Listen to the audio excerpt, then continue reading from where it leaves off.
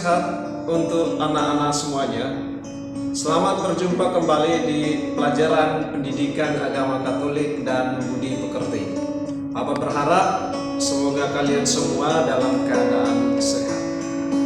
Sebelum memulai pembelajaran kita pada hari ini, marilah kita memohon berkat dari Tuhan agar kegiatan kita selalu berkenan di hati. Teman-teman terkasih, sebelum memulai pembelajaran pada hari ini, mari kita bersatu dalam doa. Dalam nama Bapa, Putra, dan Roh Kudus. Amin. Allah Bapa kami yang ada di surga, Engkau telah mengutus Yesus Putramu untuk meletakkan dasar gereja.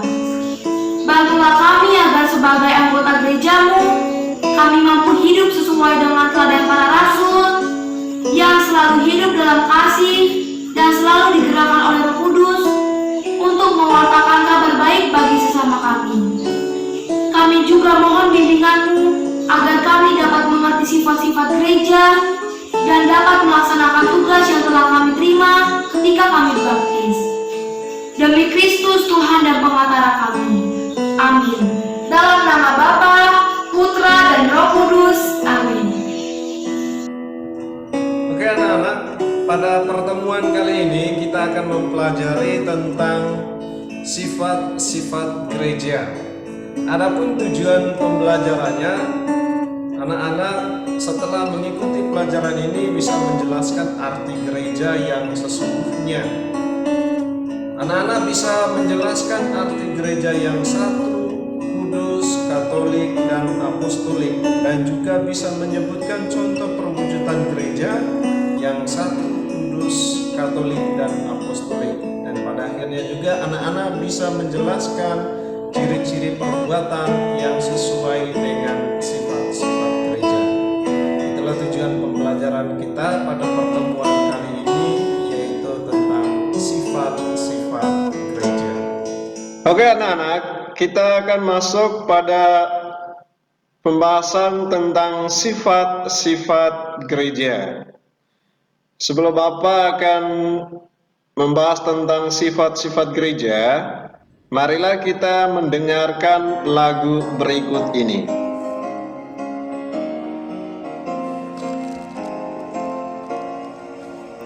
Gereja bagai bahtera di laut yang seram, mengarahkan haluannya ke pantai seberang, mengamuklah samudera. Kita adalah warga dunia, sekaligus warga gereja, dan Yesus adalah pemimpin. Yang sulit ditempuh penuh. Layaknya bahtera yang berada di tengah lautan, Yesuslah nakodanya. Jauh di manakah labuan abadi? Kita khawatir dan takut ketika ombak menerpa bahtera. Begitupun ketika kekhawatiran dunia menghimpit kita, kita lupa bahwa Yesus adalah nakoda iman kita.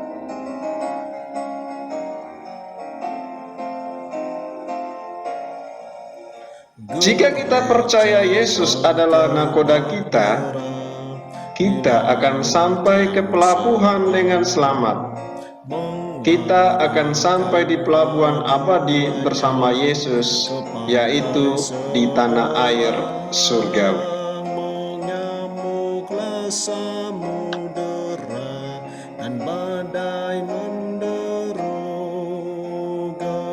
Oke anak-anak, itu adalah lagu tentang gereja bagai bahtera. Anak-anak pasti akan bertanya-tanya, apa itu gereja?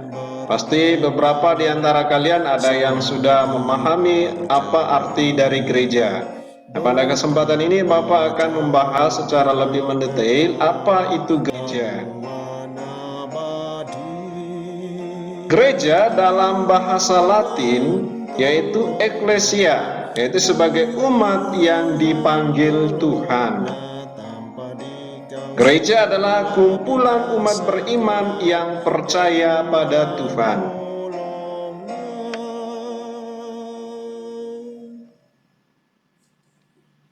Nah, gereja juga bisa diartikan sebagai tempat atau gedung peribadatan bagi orang Kristiani. Jadi kalau kita lihat di sini anak-anak, ada dua pengertian, yaitu gereja sebagai kumpulan umat beriman yang percaya pada Tuhan Yesus, dan juga gereja adalah tempat atau gedung peribadatan bagi orang Kristiani. Itu adalah arti gereja. Nah, anak-anak, bagaimana menjadi anggota gereja? Apa syaratnya? Nah, untuk menjadi anggota gereja, seseorang harus dibaptis terlebih dahulu. Nah, ketika dibaptis, ia menerima 3 tugas gereja, yaitu menjadi apa, anak-anak? Menjadi imam, menjadi nabi, dan menjadi raja. Nah, menjadi imam, menjadi nabi, dan raja itu seperti apa?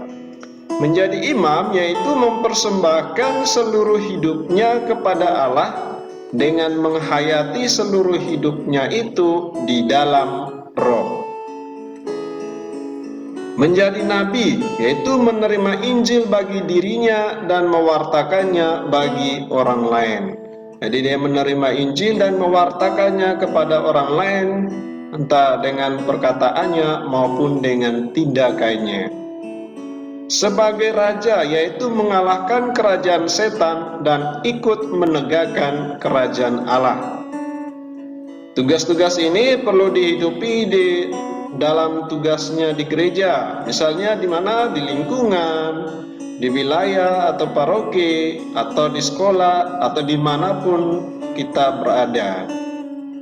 Itu adalah tugas, yaitu imam, nabi, dan raja ketika seorang dibaptis menerima 3 tugas sekaligus, yaitu imam, nabi, dan raja.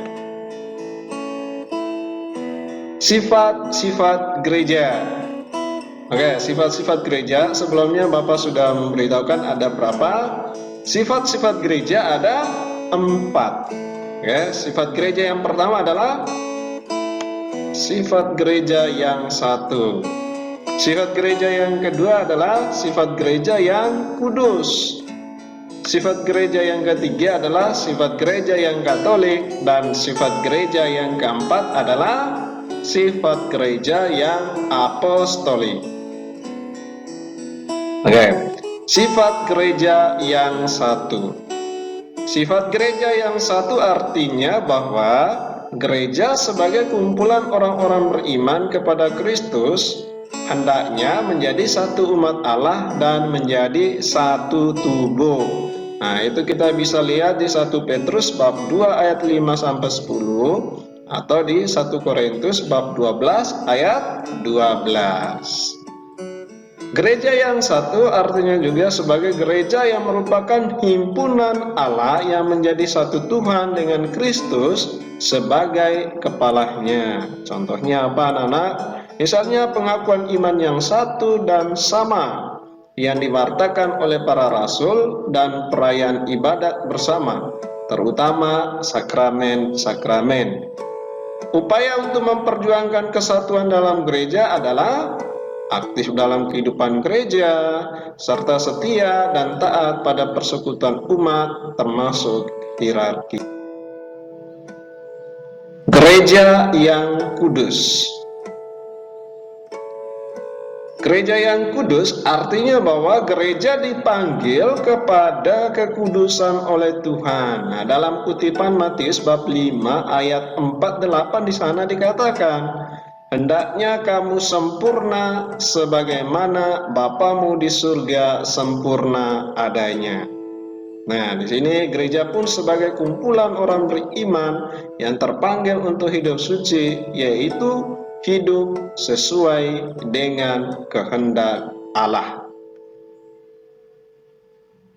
Secara objektif, sifat kudus berarti bahwa gereja adalah sarana keselamatan dan rahmat Tuhan di dunia, serta merupakan tanda rahmat yang kudus yang akan menang secara definitif pada akhir zaman.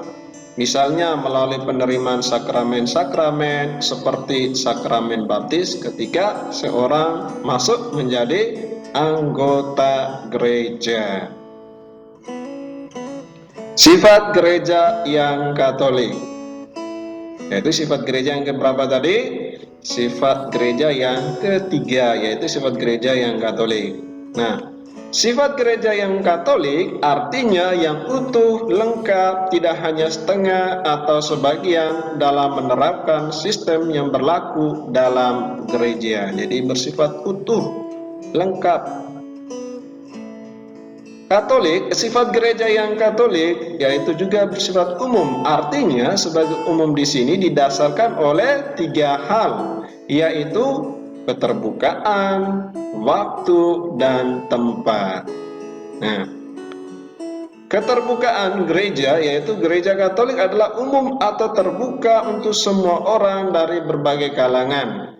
Bisa juga kita sebut sebagai sifat universal. Meski memang kita sendiri umat Kristiani mengetahui bahwa bangsa Israel adalah bangsa yang terpilih dan dipilih oleh Allah. Tetapi karya keselamatan yang ingin Allah berikan tidak hanya terbatas pada bangsa Israel, melainkan untuk semua umat manusia. Jadi ibaratnya Yesus datang ke dunia bukan hanya untuk orang-orang Israel saja, yaitu bangsa pilihannya, tetapi Yesus datang ke dunia untuk semua orang, untuk menyelamatkan umat manusia. Waktu, yaitu ajaran gereja yang Katolik berasal dari ajaran yang disampaikan oleh Yesus Kristus sendiri dan akan tetap terus diajarkan dari waktu ke waktu tanpa berkesudahan. Nah, setelah Yesus bangkit dan kembali ke surga, ajaran-ajarannya dilanjutkan oleh siapa anak-anak? Oleh para rasul dan tetap berlanjut sampai saat ini oleh para pengganti-pengganti mereka yang baru. Contohnya seperti siapa? Misalnya paus, uskup, imam. Tempat. Gereja Katolik tidak memilih satu wilayah tertentu saja sebagai tempat pewarta gembira yang telah dibawa oleh Yesus. Gereja Katolik juga bisa ditemui di banyak tempat di berbagai belahan bumi. Kita kalau pergi ke Papua, bisa juga di sana ada gereja. Pergi ke Kalimantan, di sana juga ada gereja. Atau di Jawa ada gereja. Jadi bukan hanya di belahan dunia tertentu saja, tapi ada di seluruh tempat.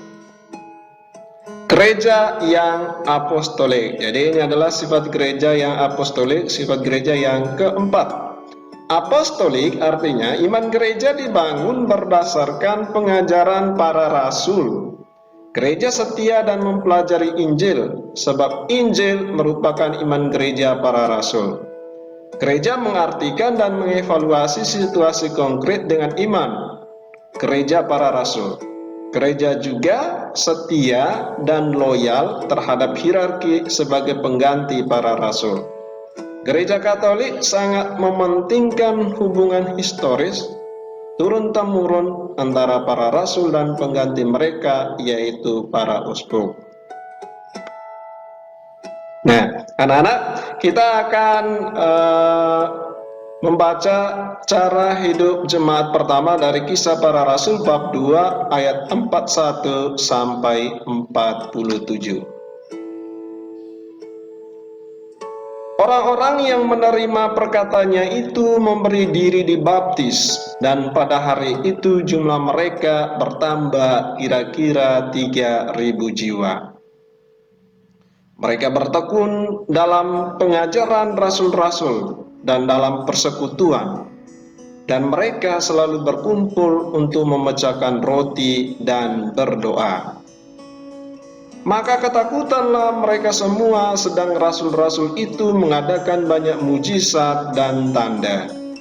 Dan semua orang yang telah menjadi percaya tetap bersatu dan segala kepunyaan mereka adalah kepunyaan bersama. Dan selalu ada dari mereka yang menjual harta miliknya lalu membagi-bagikannya kepada semua orang sesuai dengan keperluan masing-masing.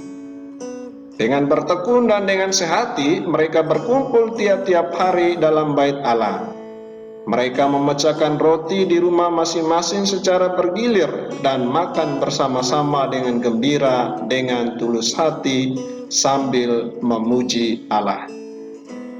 Dan mereka disukai semua orang, dan tiap-tiap hari Tuhan menambah jumlah mereka dengan orang yang diselamatkan. Oke anak-anak, itu adalah bacaan tentang cara hidup jemaat yang pertama atau cara hidup jemaat yang perdana. Nah, kita dapat mencontohi cara hidup jemaat perdana. Misalnya seperti apa? Kita bisa lihat di sini, yaitu mengumpulkan dan membagikan harta miliknya, menggunakan harta benda sesuai dengan kebutuhan, dan membantu sesama yang membutuhkan dengan tanpa pamrih. Selalu berkumpul dan berdoa bersama, selalu setia pada ajaran para rasul, rukun antara satu dengan yang lainnya, dan hidup dalam kasih karunia Tuhan. Nah, anak-anak, itulah penjelasan tentang sifat-sifat gereja dan bagaimana kita bisa menerapkannya dalam kehidupan kita sehari-hari. Kita bisa menerapkannya misalnya dengan aktif dalam kehidupan gereja, serta setia dan taat pada persekutuan umat. Kita juga bisa menyebarkan kasih kepada semua orang, termasuk berdoa bagi orang yang membenci kita. Kita juga sebagai orang beriman yang percaya pada Yesus Kristus, hidup dalam persekutuan dan menjadi pembawa damai bagi semua orang, bukan memecah belah persatuan. Dan juga kita menjadi murid Yesus yang siap sedia menyampaikan kabar sukacita dari Yesus Kristus kepada semua orang. Anak-anak yang terkasih, Rasul Yakobus dalam suratnya berpesan kepada kita, jika iman kita tidak disertai dengan tindakan, maka iman kita adalah mati.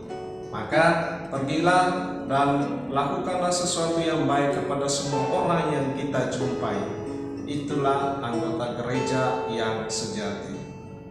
Terima kasih.